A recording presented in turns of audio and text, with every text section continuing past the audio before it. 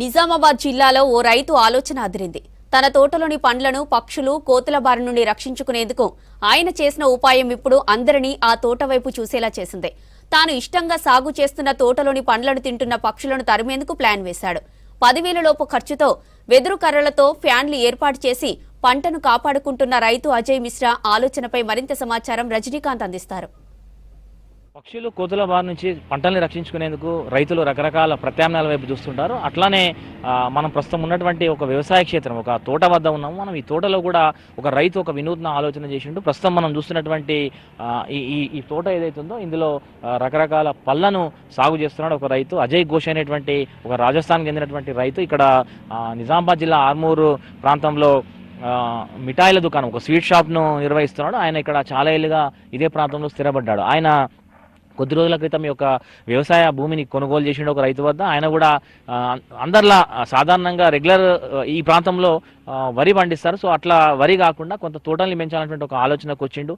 So వ్యాపార దృక్పథం ఉన్నటువంటి ఆ రైతు ఇట్లా తన వ్యవసాయ క్షేత్రంలో 1 ఎకరం భూమిలో జామ, సపోటా, బొప్పాయి, దాంతోపాటు టమాటాలని సాగు చేసేందుకు సిద్ధమయ్యాడు. అయితే పంట మొక్కలు పైకి వచ్చిన తర్వాత పిట్టలు, కోతులు ఈ ప్రాంతంలో ఇది కొంత అటవీ క్షేత్రము, ఇక్కడ సంచరిస్తున్నటువంటి నేపథ్యంలో ఆయన వాటి నుంచి పంటను రక్షించేందుకు ఒక ప్రయత్నం చేశాడు. మనం విజువల్స్లో చూస్తున్నాం.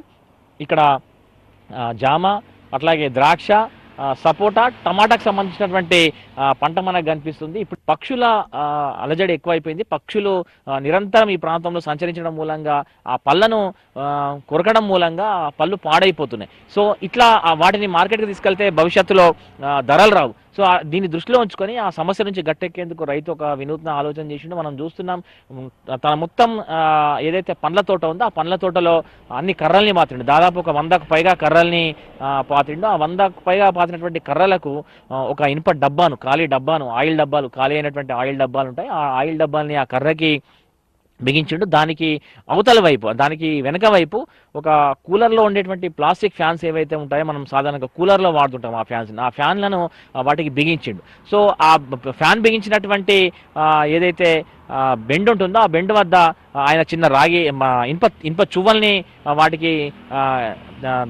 కట్టిండు, బిగించిండు. అదేమైతుంది, ఫ్యాన్ గాలి వచ్చినప్పుడు ఫ్యాన్ తిరిగినటువంటి క్రమంలో ఆ యొక్క ఇనుప చువ్వలు అనేటువంటి కింద ఉన్నటువంటి డబ్బాకు తగలడం మూలంగా శబ్దం వస్తుంది. ఆ శబ్దానికి వచ్చినటువంటి పిట్టలు కావచ్చు, పక్షులు కావచ్చు ఎగిరిపోతాయనేటువంటి ఒక ఆలోచన చేసిండు. ఇప్పుడు కొద్ది రోజులుగా తన ఏదైతే పండ్ల తోట ఉందో ఈ పండ్ల తోట మీద పిట్టల దాడి, పక్షుల దాడి, దాంతోపాటు కోతులకు సంబంధించినటువంటి ఇబ్బంది లేకుండా పోయినటువంటి విషయాన్ని ఆయన చెప్తున్నాడు. పక్షుల నుంచి దాంతోపాటు కోతుల నుంచి కూడా ఈ యొక్క సమస్యను గట్టెక్కించేటువంటి ఒక ప్రయత్నం చేసిండు. సో ప్రస్తుతం మనకి రైతు అందుబాటులో లేడు, కానీ ఈ సమీప ప్రాంత రైతులు అట్లాగే ఈ సమీప గ్రామాలకు సంబంధించినటువంటి ప్రజలు ఉన్నారు. వారితో మాట్లాడించే ప్రయత్నం చేద్దాం. వ్యవసాయం చేసే వాళ్ళు ఇట్లా రకరకాల ప్రత్యామ్నాయాలు చేస్తుంటారు. ఎట్లా ఇట్లాంటి ఆలోచన వర్కౌట్ అవుతుందా తెలుసుకునే ప్రయత్నం చేద్దాం. సాధారణంగా మీరు కూడా వ్యవసాయం చేస్తుంటారు. సో ఇట్లా పంటల్ని కాపాడుకునేందుకు రైతులు రకరకాల మార్గాలను వెతుకుతుంటారు. సో ఈ రైతు కూడా ఇట్లా డబ్బాల్ని కట్టి ఫ్యాన్లు బిగించి ఒక ప్రయత్నం చేసిండు. ఎట్లా సక్సెస్ ఉంటుందా, ఇది ఎట్లా ఉంటుంది? మేము కూడా ఇక్కడ మా పక్క విలేజే 2 సంవత్సరాల నుంచి దీన్ని చూస్తున్నాము. ఎవరు అని కూడా గుర్తుపట్టలేక ఈరోజు మీరు కలగగానే ఇక్కడ ఆగినాము. నేను చూస్తున్నా ఈ ఒక 5-6 రకాల పంటలు పెట్టిండు. పంటలు అంటే జామ కానీ, బొప్పాయి కానీ, ఒక 5-6 రకాల మన పండ్ల పెట్టిండు తోటలాగా. మళ్ళా వేరే పంట కూడా వేసిండు. చాలా బాగుంది, విచిత్రంగా ఉంది ఇది. మేము అటు ఇటు పోతూ ఉంటే శబ్దం వస్తుంది, పక్షులు ఆలకుంటా మంచి డబ్బాలు, ఫ్యాన్లు విచిత్రంగా పెట్టిండు. మేము ఏంది అటు ఇటు పోయేటప్పుడు చూస్తూ ఉంటే ఇది విచిత్రం ఉందని చెప్పి నంబర్ తీసుకుందామన్నా కానీ ఆయన గెలవలేదు. మాకు 100% నచ్చింది. సాధారణంగా పక్షుల నుంచి పంటను కాపాడుకునేందుకు సౌండ్లు చేయడము, లేకపోతే ఏదైనా బెల్ సౌండ్ పెట్టడము, అలారం లాంటివి పెట్టడం చాలా మంది రైతులు చేస్తుంటారు ఇది. సో అంటే కుక్కలు అరుస్తున్నటువంటి సౌండ్, రకరకాల జంతువులు అరుస్తున్నటువంటి సౌండ్ కూడా పెడుతుంటారు. సో ఇది కొంత ఎక్కువ మొత్తంలో ఇట్లాంటి సెటప్ చేసిండ్రు. సో అంటే ఇంత పెట్టుబడి పెడితే వర్కౌట్ అవుతుందా? వర్కౌట్ అవుతుంది. చాలా బాగుంది, విచిత్రంగా ఉంది ఇది. అది ఆలోచన వేరే, ఈ ఆలోచన వేరే. ఇది పక్షులకు కానీ, కోతులకు కానీ, దేనికైనా కానీ మంచిగా సేఫ్టీగా ఉంది. వాళ్ళకి వీటికి ఏమి ఇబ్బంది పడకుండా మంచిగా చుట్టూగా గమ్మత్తుగా మంచిగా నీట్గా ఉంది. అన్న చెప్పండి, ఇట్లా మీరు చూస్తుంటారా మీ పరిసర ప్రాంతాల్లో, మీ గ్రామంలో కూడా రైతులు ఇలాంటి ఆలోచన రాలేదు, కానీ ఇది ఒక మంచి కాన్సెప్ట్.